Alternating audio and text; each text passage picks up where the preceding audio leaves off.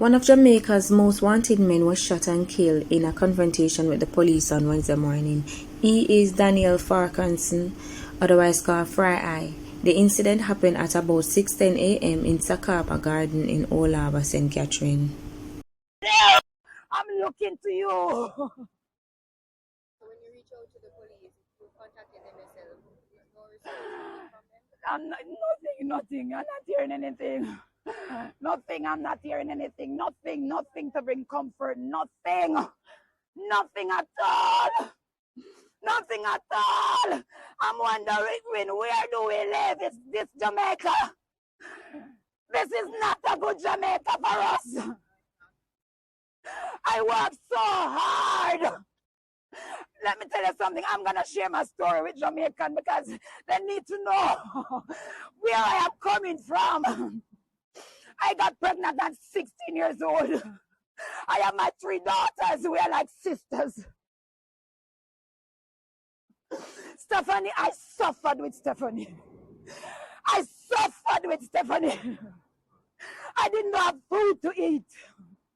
I am not from Westmoreland, but I went to Westmoreland with my friend. And while I was there and I got pregnant, I have no one. I have to do any type of work. Not meaning to go and sell myself because guess what? I grew up in church, so that is out of it. I'm not hearing nothing at all from her friends, from the team. Nothing at all. I don't even know who they are. I don't know them. And they haven't reached out to you? I don't know them. I'm begging you, nationwide, church is all over. Only you I have right now to stand in the gap with me. I am begging you, church, all over, to come. I need help. Poor Stephanie missing. And she called me. She said, Mom, pray for me. I said, Steph, you go and pray. Learn to pray for yourself now. I've been praying for you too long. But still, I'm going to pray for you. And I encourage her from my home to church. And I said, Steph, you need to pack your things and come down. Where's Stephanie living? There's a greater dwelling for her there. I said, come. Stephanie said, Mom, remember that we're going to go away this Tuesday. I buy a ticket for all of them to go on a family vacation. She said, Mom, I can't come. I can't come because I have goods to make. I don't refer Stephanie as a medic dancer. I refer Stephanie as a businesswoman. I don't grow up her into the dancer. I understand that is what she wants. But I don't refer to her as medic. She's Stephanie Williams. Which was the 24th. She was in the bank and she was talking to me. And I was on another call. We spoke briefly, probably about 10, 11 minutes. And then I told her that I would call her back. But we'll probably send messages like we normally do in between time. And she texted me that day and she said, friend, I have something to tell you. And I text her back and I said, I can't wait to hear.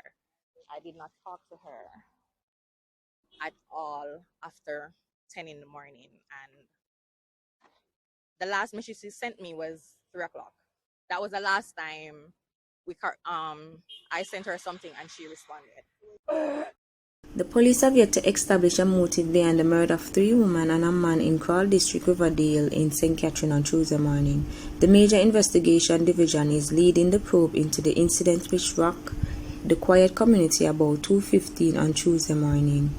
The deceased are businesswoman Carrie Maggart, age 45, her mother Dorothy Higgins, the family housekeeper Diane Johnson and her boyfriend whom the police have identified only as Kevin. The 4 were shot at close range. Sources tell our news team that the killing of the 4 is related to a dispute involving Mrs. Maggart and the family of her recently deceased husband. It's understood that Mrs. Maggart, who returned to the island on Monday after receiving news of her husband's death, had fallen out with the husband family. The details of that dispute are wild and we will not repeat them, but we did put those matters to the head of Police Corporate Communication Unit, SSP Stephanie Lindsay. There is no clear indication as to what motivated this attack just yet. They are picking up bits and pieces of information from whoever they can talk to and from what our intelligence community is telling us. But still, we don't know. So they are following some lines of inquiries and looking at everything that they are getting now to see if we can be closer to what led to this attack and then who are the persons responsible. They're actually now looking at the profile of the individuals. Based on what we have gathered, they lived in the community. They live in the community. They said they are described as a very private community that, not much interaction with many persons. So a lot of persons just know that they live here and they operate here. There's a farm on the property as well. So that's about what people will share about this family.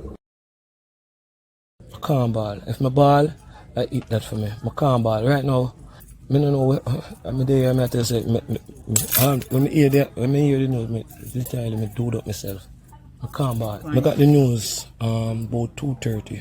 I'm going to be honest with you, I full up every patrol from Glengarth to come up here. To show you, I full them up. But when how me believe me call her phone and our big son answer, Sean answer to me, Mommy dead.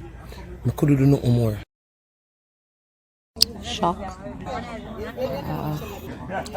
Not much to say at this time. It is heartrending hearing the cries of your people, watching the agony, and seeing that they themselves are bewildered, and to also know that I have an overarching responsibility to bring them comfort and assurance, and to also take the lead in doing what I can in my capacity to ensure that misfortune like this is not something that becomes a feature of an otherwise peaceful constituency.